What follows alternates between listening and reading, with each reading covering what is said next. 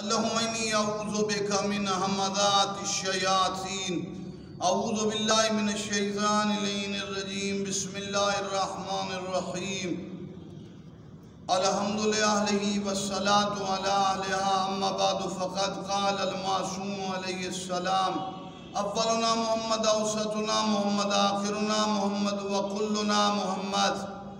معصوم نے فرمایا ہمارا پہلا محمد، درمیانہ محمد، آخری محمد، ہم سارے محمد، 14 محمد، 12 محمد، کچھ نام میں محمد اور کچھ کام میں محمد۔ وہ کچھ ایسی ہستیاں جن کا نام بھی محمد اور سیرت بھی محمد، جیسے امام محمد تقی علیہ السلام جن کی آج شہادت کا دن ہے۔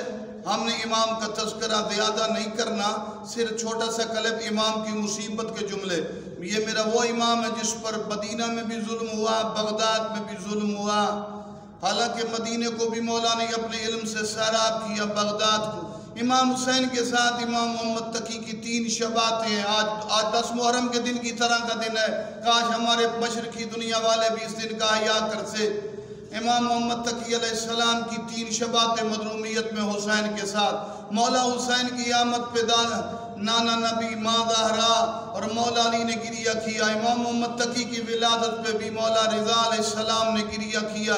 ایک شبات۔ دوسرا یہ ہے امام حسین علیہ السلام پیاسے دنیا سے گئے۔